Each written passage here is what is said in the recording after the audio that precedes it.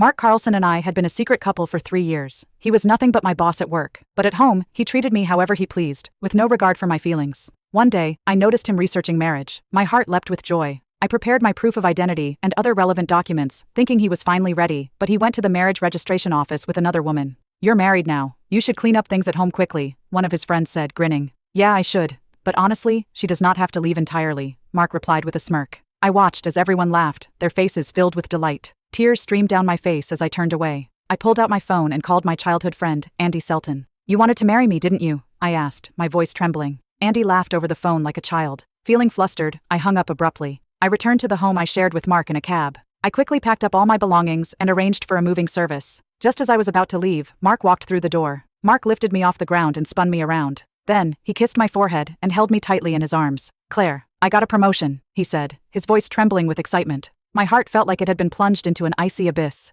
Tears began streaming down my face before I could stop them. It was hard to believe. Just hours ago, Mark had registered his marriage with another woman, yet there he was, spinning me around in celebration. I was not even worth the truth to him. I was nothing more than a pet he kept at home for amusement. We had been together for 3 years, and I had brought up marriage countless times. However, Mark always avoided the topic. When he could not avoid it anymore, he would make vague promises, feeding me false hope. "I will marry you soon, Claire," he would say. He had finally married someone else. As Mark sensed something was off, he tightened his hold on me and asked with a trace of panic, "What's wrong, Claire? Are you feeling unwell?" I wiped my tears, broke free from his arms, and looked him straight in the eye. With as much composure as I could muster, I asked, "Mark, are you ready to marry me this year?" A flicker of panic crossed his face. Just as he opened his mouth to come up with an excuse, the front door clicked open. A woman stepped inside, holding a set of keys. She walked up behind Mark and wrapped her arms around him. "Is this the little songbird you keep at home?" she asked, her tone dripping with disdain. Her gaze fell on me, filled with scorn, as if I was not worth her attention. So, that was the truth. For 3 years, I had been nothing but his mistress.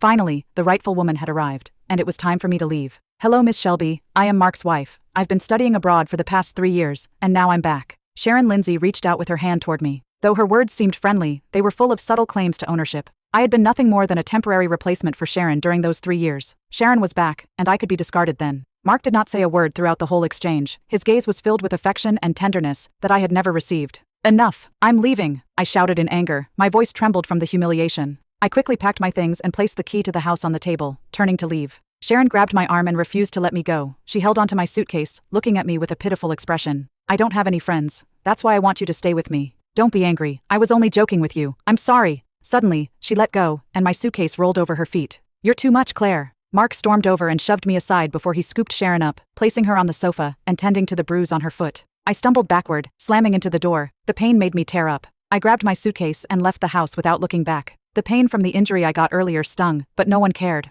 I saw Andy's car parked nearby by the roadside as I left the house. He rushed over and checked in with me when he saw my tear-streaked face. I looked at him with a pout, feeling wholly wronged. He immediately noticed something was off where Mark did not. "Are you hurt? Let me take you to the hospital," Andy said. He gently picked me up and carefully placed me in the passenger seat. Once the doctor had cleaned and bandaged my wound, he finally relaxed. "Who hurt you, Claire? Let me take care of them." He looked at the bruise on my back, his eyes filled with pain. He sounded so emotional, almost on the verge of tears, as though he wanted to take care of Mark for me personally. I had never seen that look on Mark. I finally realized who truly cared about me. "Andy, do you really want to marry me?" I asked with uncertainty. Andy knew about the 3 years I had spent entangled with Mark, but he still agreed to marry me with a single phone call. At that moment, my heart finally tipped toward him. When we got in the car, I took my suitcase from the trunk and left it by the trash can. As we were on our way back to his place, my phone rang. "Where are you, Claire? Sharon just came back, and she's still getting used to this place, so she's staying with me. I'll find you a place." Mark's voice was hoarse, like he had just finished some intense exercise. It was already 10 p.m.,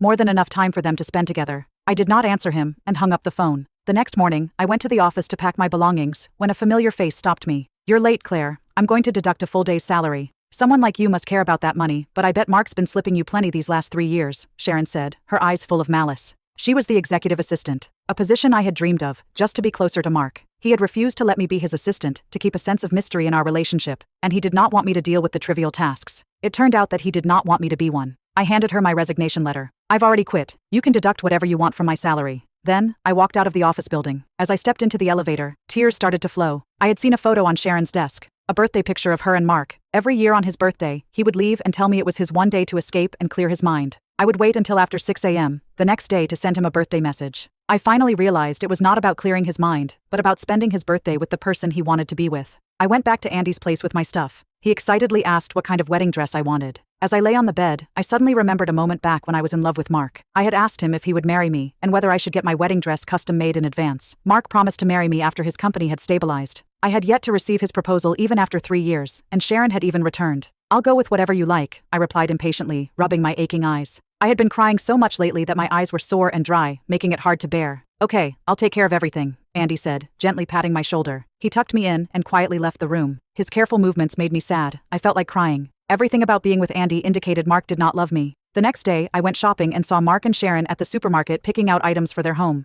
I felt sad, but I could not find the words to speak. Just as I was about to leave, someone stopped me in a corner. Mark's lips came close to my ear. "Claire, this is the key to the new house. I have business dealings with Sharon, but you're my only love." He placed a set of keys into my hand, kissed my neck quickly, and left in a hurry. I found his retreating figure laughable. I wondered what that even meant. A week later, I wore my wedding dress and walked down the aisle with Andy. Sitting in the Rolls-Royce, I stared at the bouquet in my hands, lost in thought. I realized I was cherished by someone too. I would need to forget Mark from that day onward. Andy held me close, afraid I might feel uncomfortable in any way. I gently leaned against him, closed my eyes, and listened to his heartbeat. Suddenly, my restless heart calmed down. I was not aware that Mark and I shared the same wedding day. "Keep an eye on Claire today. She's been ignoring me for days because she's angry with Sharon. I'm afraid she might try to ruin the wedding," Mark told his friend, asking him to guard the door. However, his friend looked at him with a complicated expression and replied, "But Claire and Andy are getting married today too." Mark's bright smile froze on his face. He turned pale and looked around, not seeing me. He asked in disbelief, "Say that again. Claire is getting married today?"